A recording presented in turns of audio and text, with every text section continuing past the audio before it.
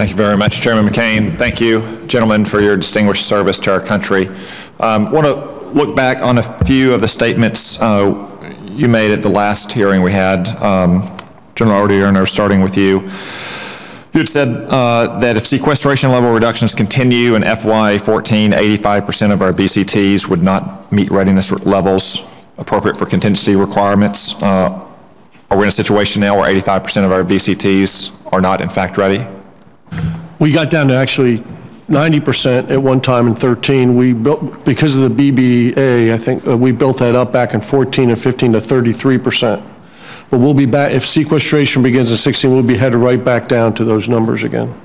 How are you managing that lack of readiness? So what we have to do, rolling through BCTs? So what we've had to do is we've had to develop a force. So we're saying, okay, we're going to take this amount of the Army, we're going to give you the money and train you to the highest level, which means the rest of the Army is training at a significantly lower level, which really concerns me.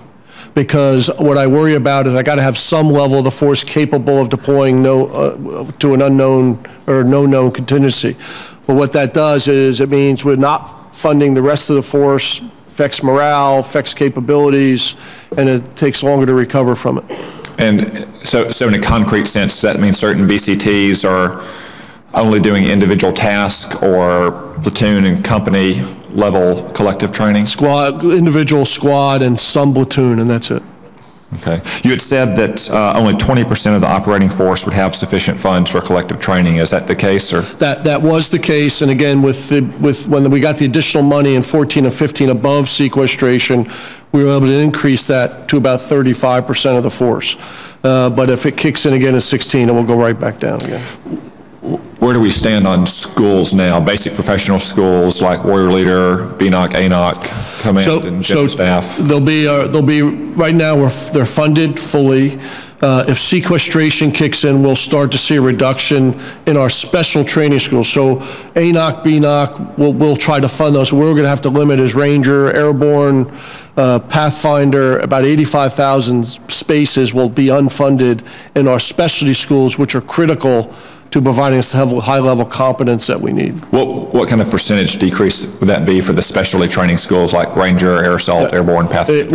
It'll be somewhere around the 50 to 60% level.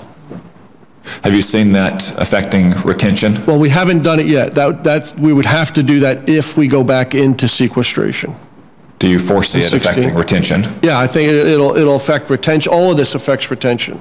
Because the most important thing we do is make sure they're absolutely trained to do their mission. When we start backing off on their ability to train, it will affect the retention. You'd projected the need to go from just over 530,000 troops to 420. Is that still your assessment? That is, in fact, the case, Senator. At what levels are we going to see the most declines in personnel? Soldier, junior, senior NCO? Company grade, field grade officer? It's all. We manage officers by year group. We're already going through boards now, even just to get to 490, we're involuntarily separating officers at the captain, major, lieutenant colonel, and colonel level. We're also reducing the amount of NCOs. We're reducing the amount of soldiers we're bringing in, and we're actually, over the last couple of years, have reduced the ability for people to re-enlist.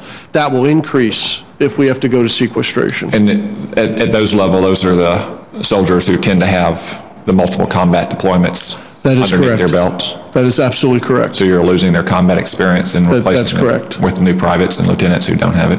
Yes, sir.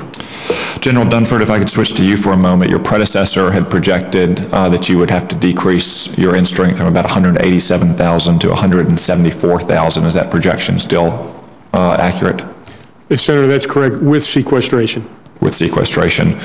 Could you explain to a layman why what might seem like a relatively small reduction of about 13,000 could be so hurtful to the Corps? Again, Senator, thanks for that question. The biggest impact would be that reduced capacity would have an impact on the deployment to dwell ratio of our Marines. So today, we consider the optimal force, and we did a study on this in 2011, the optimal force would be 186,800 Marines.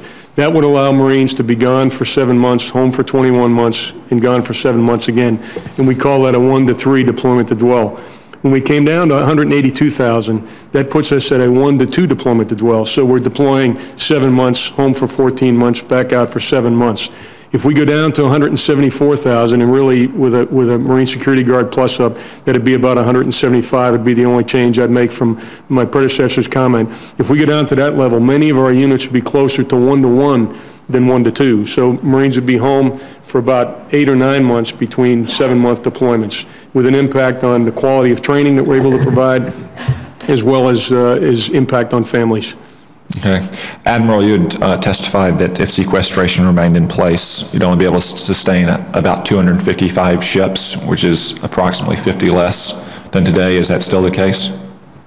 It's not, Senator. That was about 15 months ago when I did that testimony. That was a scenario based on using force structure retirement to garner savings, and mandates from Congress and internal ability have kind of taken that off the table. So I would look at other avenues, probably other modernization, and it concerns me about when I talk to capability in the future, that's more likely where we would go for that kind of savings. My time has expired. Thank you all. Senator McCaskill.